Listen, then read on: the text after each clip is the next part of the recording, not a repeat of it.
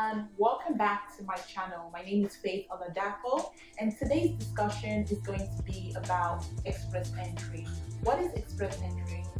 Express entry is an online system used to manage the permanent residency application. In order for you to qualify for the express entry, you need to meet one of the program requirements. Under the express entry, there are 3 programs listed.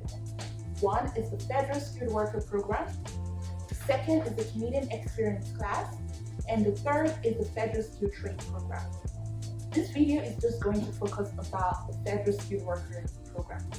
Stay tuned for part 2 for the other programs we use.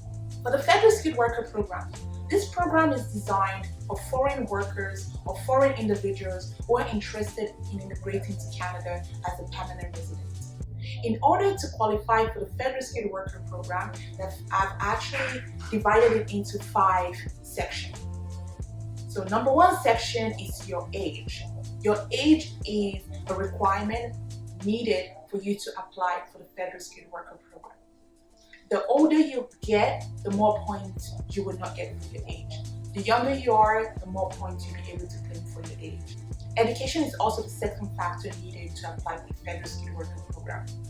In regards to education, Canada does not recognize any foreign credentials. So if you've completed your degree not from a Canadian college or university, you will need to complete an education credential assessment.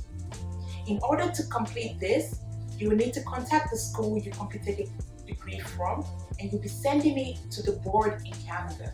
There's several evaluation boards in Canada to get your credential assessed. The most common board is WES. WES is the World Education Services. You'll be contacting WES by creating a profile, and you also be contacting your school, and your school will be sending your degree and your transcript directly to the board here in Canada. Once WES complete the evaluation, it will give you an official report as to what your degree is equivalent to in Canada. For example, too, if you have a Canadian education and you completed a college program and you want to be able to claim points for your bachelor's degree from your home country, it's advisable to get your education credential assessed by WES. The reason for that is college degree weighs less than a bachelor's degree. So if you have a bachelor's degree as your highest level of education and you have a Canadian college degree, definitely get your degree assessed so you can claim points for the bachelor's degree. Also, another example might be if you have a master's degree from India and you get your education degree assessed in Canada, for the Canada WES can tell you that your master's degree from India is equivalent to a 2-year program in Canada, not a master's degree. So it's very, very important to get your education degree assessed so you can be able to claim points for your highest level of education. So we've talked about your age, we've talked about the education. Next factor is language. There's several language tests you can complete, but for immigration purposes, you will need to complete either the IELTS, so IELTS, or the 𝐶ELPIC.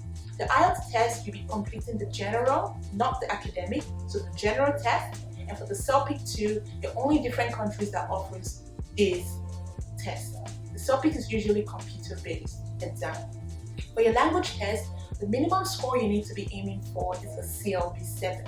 The CLB 7 would be for your reading, speaking, listening, and writing. One tip though, just because 7 is the minimum requirement, I usually advise my client to aim for a 7 and above. There's something called the CLB 9. What is a CLB 9? The CLB 9 is if you get an 8 in your listening, 8 and above in your listening, and a 7 in your reading, speaking, and writing. So ensure you can aim for a CLB 9. It's usually a good CLB 9 is also good when you have a master's degree and 3 years of working experience. You'll be able to claim more points. So the higher you score in your language test, the more points you'll be able to claim. So I've talked about the age, I've talked about the education, I've talked about language. The next factor is working experience. For the Federal Skilled Worker Program, in regards to working experience, you need at least 1 year continuous full-time experience in managerial job, a professional job, or a technical job. Canada, for you to access your working experience, is something called the NOC code, called the National Occupation Code. There are different codes and different skill levels. And the skill level Canada recognized the Federal Skilled Worker Program is skill level 0, A, and B. 0 is the managerial, A is the professional, and B is the technical job. So you have to ensure that the working experience you have falls under the skill level. So I've talked about the age, I've talked about education, I've talked about language, and I've talked about working experience. The final factor is adaptability. For you to claim adaptability, you need to be there are different factors you can claim points for that. For example, if you have a brother or sister who is a Canadian citizen or permanent resident, you can claim points for that. Or if you're a French speaker, you can also claim points for that.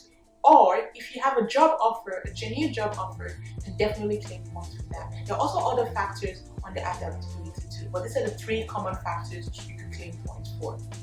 So overall, I have discussed the 5 mandatory requirements needed to apply for the Federal Skilled Worker Program. Stay tuned for part 2, where we're going to discuss the Canadian Experience class.